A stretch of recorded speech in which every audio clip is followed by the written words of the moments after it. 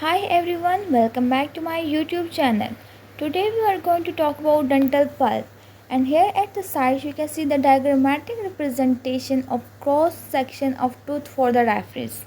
So let's start our topic with introduction. Dental pulp is a vital connective tissue located in the center of tooth. It is responsible for tooth nourishment, sensory function and response to injury. The pulp plays a crucial role during the development of tooth and continues to function throughout the life. Despite being protected by enamel and dentine, the pulp is susceptible to inflammation, infection and trauma. Now let's talk about definition of dental pulp. Dental pulp is a soft tissue that is found in the innermost part of tooth. It is housed within the pulp chamber and root canals. It is composed of blood vessels, nerves, lymphatics, and connective tissue. The pulp is responsible for forming dentine and maintaining the health of tooth. Location in tooth. Pulp is located in the central portion of tooth and can be divided into two regions.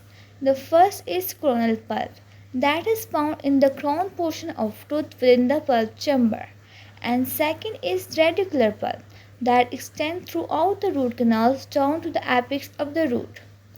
Pulp chamber is larger in younger teeth and becomes smaller with age due to continuous deposition of secondary dentine.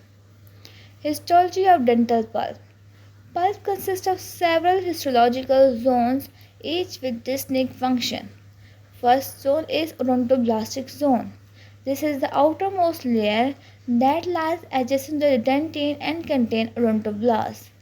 The cells there are responsible for the formation of dentine.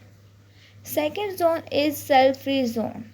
It is also known as zone of Weil. This is the area that contains few cells but many capillaries and nerve fibers. Third zone is cell-rich zone. This layer contains a high density of fibroblasts and undifferentiated mesenchymal cells. Next zone is pulp core. This is the central part of pulp that contains large blood vessels, lymphatics, and nerve trunks, along with fibroblasts and other connective tissue elements. Now let's talk about composition of dental pulp. Pulp is made up of various cellular and non-cellular components. First we will talk about its cellular component.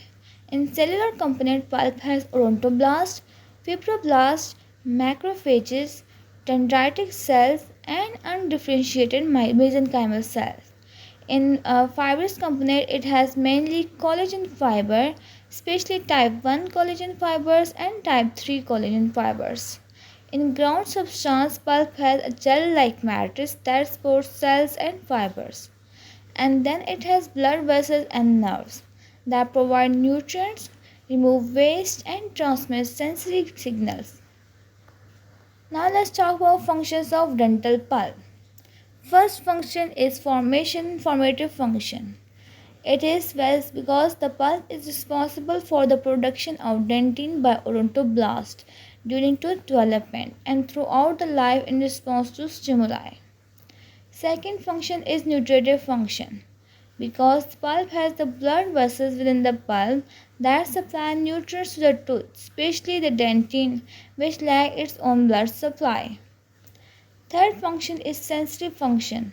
As nerve fibers in the pulp detect pain and other sensations like any stimuli, thermal, mechanical, or chemical stimuli is perceived as pain due to pulp's unique sensory fibers. Next function of dental pulp is defensive or protective function. It is because pulp responds to injury or irritation by forming reparative dentine and initiating inflammatory and immune responses. Now let's talk about development of dental pulp. Pulp develops from dental papilla, which arises from mesenchyme of developing tooth germ. As the tooth forms, the outer cells of dental papilla differentiate into odontoblasts to form dentine, and the inner region becomes the pulp that is rich in vascular and nerve supply. Pulp continues to mature and function after the tooth erupts, and it undergoes age-related changes such as fibrosis and calcification. Now let's talk about age-related changes that occurs in dental pulp. As a person ages, the pulp undergoes several changes that include reduction in size of pulp chamber. It is due to secondary dentine formation. Second change is decrease in cellularity and vascularity. Third change is increased fibrosis with more collagen fiber. Fourth is calcification, such as pulp stone or denticles may form with age in pulp. These changes can affect the pulp's ability to respond to injury and infection. Now let's talk about diseases of pulp. First is pulpitis, that is inflammation of pulp which can be reversible or irreversible. It is often caused by caries, trauma or restorative procedures.